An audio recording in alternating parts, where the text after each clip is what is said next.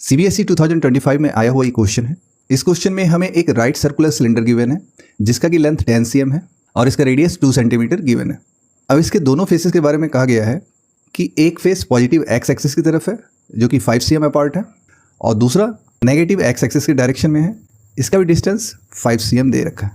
यहाँ negative sign mention कर रहा है कि ये नेगेटिव एक्स एक्सिस के डायरेक्शन में। ओके, अब जिस जगह ये सिलेंडर प्लेस किया गया है उस जगह में इलेक्ट्रिक फील्ड का वैल्यू हमें गिवन है। पहला वैल्यू हमें E = 100 I कैप गिवन है।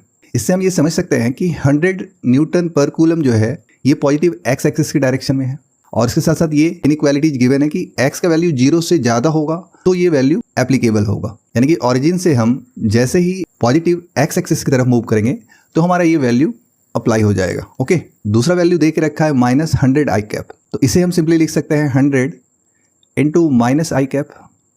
अब इससे ये पता चल रहा है कि इलेक्ट्रिक फील्ड का ये वैल्यू नेगेटिव एक्स एक्सिस की डायरेक्शन में है और ये अप्लाई होगा when x is smaller than 0, यानी x से जैसे ही हम लेफ्ट हैंड साइड मूव करेंगे तो ये वैल्यू अप्लाई होने लगेगा। ओके, इसके बाद हमें इस सिलेंडर से नेट आउटवर्ड फ्लक्स फाइंड करना है। अब अगर हम इस सिलेंडर को ऑब्जर्व करें तो हमें यहाँ 3 फेसेस दिखाई दे रहे हैं। पहला ये सर्कुलर फेस, दूसरा ये वाला सर्कुलर फेस और तीसरा ये कर्व सरफेस। तो हमें इन तीनों के थ्रू इलेक्ट्रिक फ्लक्स निकाल के ऐड करना होगा। इसके लिए हमें इलेक्ट्रिक फील्ड और एरिया वेक्टर की आवश्यकता होगी।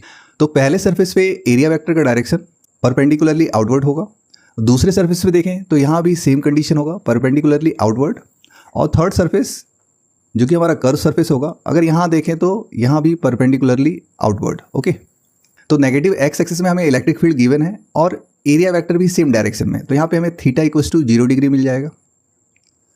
यहाँ भी अगर ऑब्जर्व करें तो इलेक्ट्रिक फील्ड भी पॉजिटिव एक्स एक्सिस की तरफ है और एरिया वेक्टर का डायरेक्शन भी पॉजिटिव एक्स एक्सिस की तरफ ही है, तो यहाँ भी हमें θ = 0 डिग्री मिलने वाला है।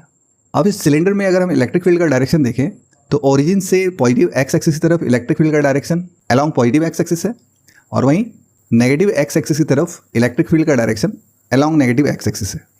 तो यहाँ हम देख पा रहे हैं कि कर्व सरफेस पे इलेक्ट्रिक फील्ड और एरिया वेक्टर के बीच का एंगल 90 डिग्री बन रहा है।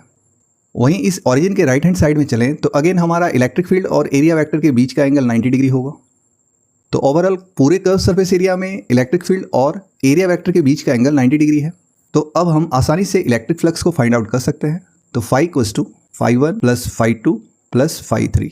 φ1 हमारा ये सर्कुलर पोर्शन है, तो इसके लिए अगर इलेक्ट्रिक फ्लक्स लिखे तो EA इलेक्ट्रिक फील्ड और एरिया वेक्टर के बीच का एंगल 0 डिग्री है, तो यहाँ cos 0 हो जाएगा। φ2 पे भी हमारा सेम कंडीशन है, तो यहाँ भी EA cos 0 हो जाएगा।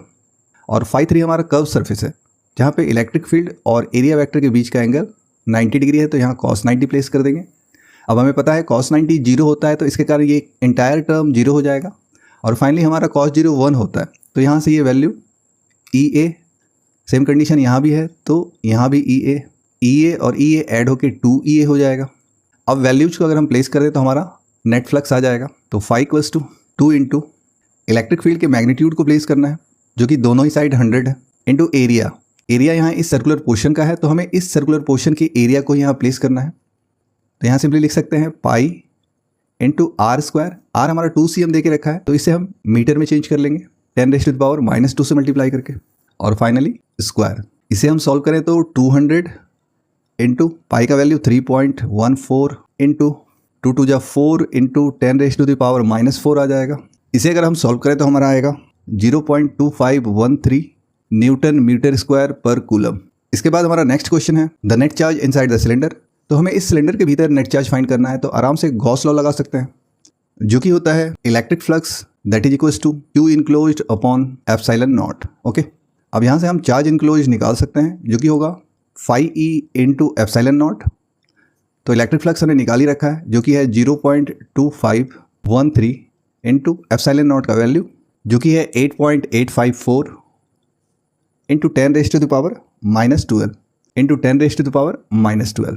इसे अगर हम सॉल्व करें तो नियरली इक्वल्स टू 2.22 × 10⁻⁻12 कूलम आ जाएगा। ओके, या फिर हम इसे ऐसा भी लिख सकते हैं 2.22 पिको कूलम। ओके,